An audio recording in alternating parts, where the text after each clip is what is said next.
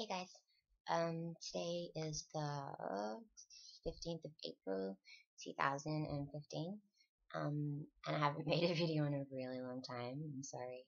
So I guess I just wanted to give everyone a really quick transition update and a quick, life and mental health update. I apologize, A, for this mess you see behind me. There's no excuse. It's just out of control. Um, and my second thing, which is also out of control, is my hair. I need a haircut. Like nobody's business. I haven't had one in I don't know, 4 months or something. I'm trying to grow it out a little bit, but I think I need to trim because I'm starting to look like a yeti creature, which is not ideal. Yeah, so transition wise quickly, I've been on T for 7 months. But kind of only 4 months on a full dose. I was on such low dose before I'm actually convinced it didn't really do anything. But since I've been on this regular dose, which is just 0.5 cc, I've noticed a lot more changes, a lot more body hair, getting a little bit fuller, not heaps, but a little bit filling out. And my voice has definitely started to drop. I've lost the higher range that I used to have.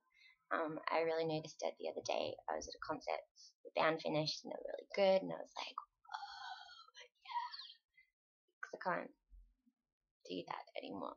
So I need to work out a different way to at concerts. Add that to my list of things to learn to do. And I also noticed it at work when I extradite, which is pulling buckets on the pass in the kitchen. I have to say it deeply or my voice breaks. But the problem is I can't really project my voice at the moment because it's all so new and I'm not used to it. Someone's like, "Hey guys, can I get a fries?" And everyone's like, "What?" So yeah, that's not great. But I like it. I feel like it doesn't really sound male yet because I'm in the male range. It's because my voice was so ridiculously high before. I feel like I just kind of now have a deeper a deep voice for a woman. I don't even care though, as long as it's deeper at the moment, that just that makes me incredibly happy. Yeah, so transition wise, everything's going pretty well. 4 months post-op, see what that looks like. Yeah, so that's what I look like 4 months post-op. I have keloid scarring on this side, which is why this side is so much more raised. This side's really faded. In here, it's actually going white, and then it kind of gets darker, and then it goes white again. Where this side's just dark, dark, dark, and then it gets white up here. It's nothing to do with the surgeon or anyone's fault. It's just my skin type. It's a little irritating though because it's not even. It's one side, this side is really dark and this side's really light. I kind of wish either I had no keloid scarring or it was even on both sides just so it didn't look so strange, but whatever. I know that I'm incredibly, incredibly blessed to have had surgery, especially this early in my transition. And that's all you can ask for.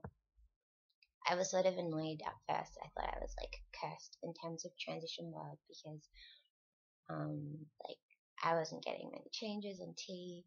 I'm still not, but and then I got a hematoma, and then I got keloid scarring, and it was kind of at the same time, I really recognize how privileged I am to be on hormones and to have had top surgery with my chosen surgeon, and I'm actually incredibly blessed, and I think sometimes I just need to remind myself of that so I don't get into this kind of negative headspace.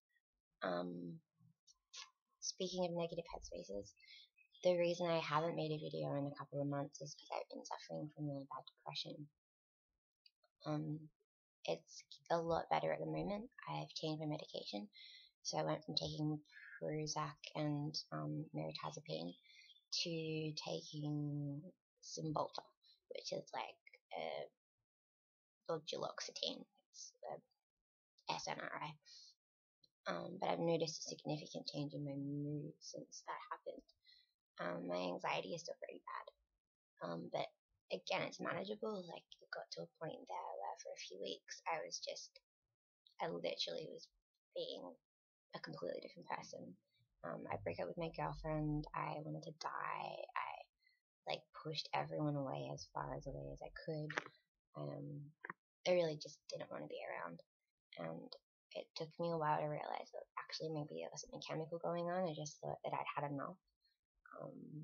It's really easy to get lost in your own depression, I think, and I definitely did that. But I'm lucky. I got to see a psychiatrist, and they changed my medication and sort of suggested things that me and my regular therapist can work on to help combat the depression and anxiety. And so far, it's working pretty well.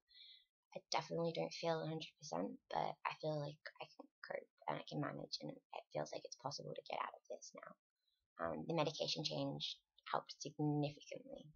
And I also have really supportive friends, which is a massive part of it. Like, they're all very understanding and supportive of me, and I'm incredibly lucky.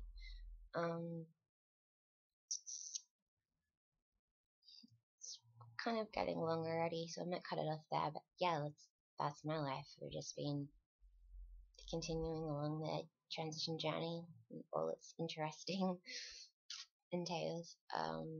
Sorting out my mental health, which I think is definitely on the right path now. I've been screen printing a lot, which is fun. See my box of goodies behind me.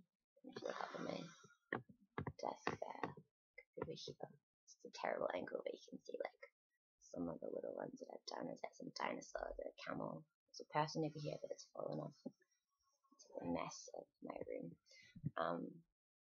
Yeah, I'm still planning to go overseas and all that kind of stuff. So yeah, life's pretty good. It's still a work in progress, but we're getting there. Alright, hope everyone is good, and I'll talk to you